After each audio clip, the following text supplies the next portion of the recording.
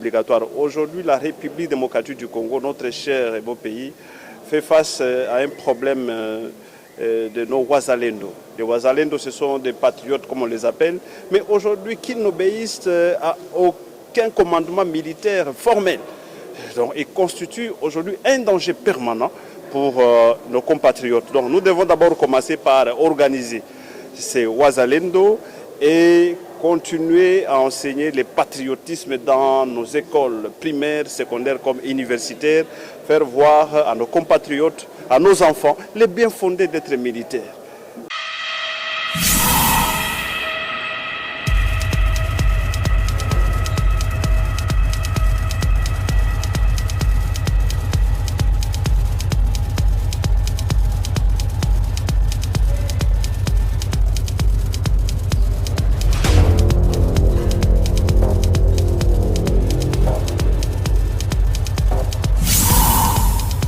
Bien, mesdames et messieurs de la presse, nous avons analysé aujourd'hui deux propositions de loi de nos collègues.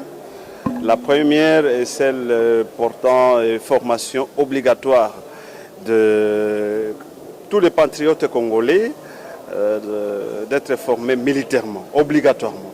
Et la deuxième, c'est celle portant réforme du barreau.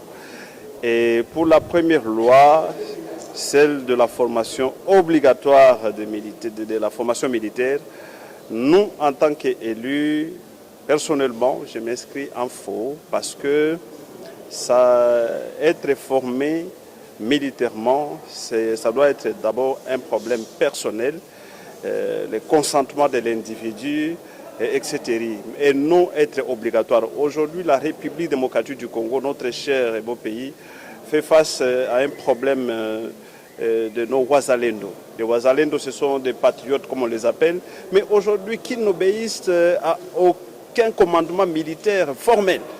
Donc, ils constituent aujourd'hui un danger permanent pour nos compatriotes. Donc, nous devons d'abord commencer par organiser ces Wazalendo et continuer à enseigner le patriotisme dans nos écoles primaires, secondaires comme universitaires, faire voir à nos compatriotes, à nos enfants, les bien fondés d'être militaires et montrer en quoi être militaire est bénéfique pour d'abord le pays et aussi pour soi-même.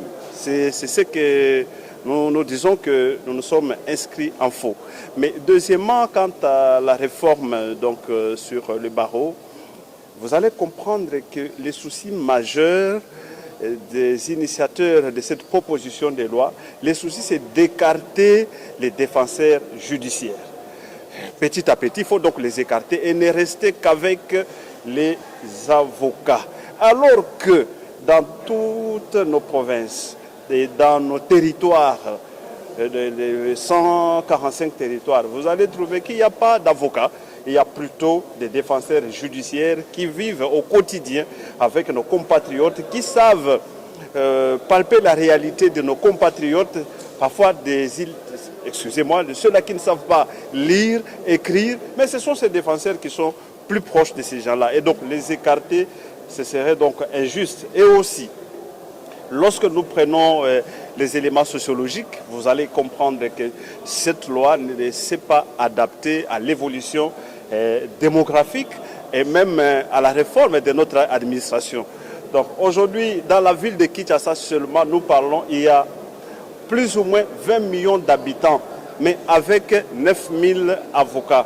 Lorsque vous faites la division, vous allez comprendre qu'il y a un besoin pressant de défenseurs judiciaires pour continuer à soutenir nos frères qui sont dans des situations difficiles avec la justice congolaise.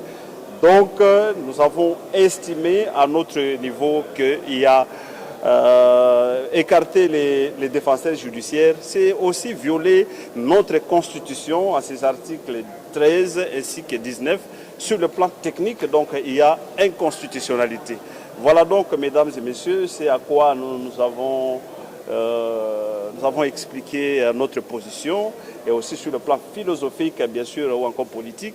Il y a violation pure et simple, et donc il y a une justice discriminatoire de cette catégorie donc, de des défenseurs judiciaires, parce que et les défenseurs judiciaires et les avocats, il n'y a pas de différence, ils font le même travail. Mais déjà dès le départ, les défenseurs judiciaires ne s'arrêtent qu'au tribunal de grande instance ainsi qu'au tribunal de paix. Donc, déjà, il y a cette discrimination. Alors, ces gens-là qui ne sont pas payés par l'État, qui font le bénévolat, aujourd'hui, ils ont des familles. Les écarter, c'est sacrifier tous ces gens-là. Nous nous sommes inscrits encore en faux lorsque celui qui a proposé dit qu'il faut rémunérer, payer les avocats. Mais non, lorsque une loi propose une charge, cette même loi doit encore proposer les sources de revenus, des recettes pour prendre en charge ces avocats-là. Et donc, nous nous inscrivons en faux, nous allons continuer ce travail en commission pour apporter notre expertise, nos éléments pour que cela ne puisse pas passer, pour ne pas préjudicer les uns et les autres. Voilà.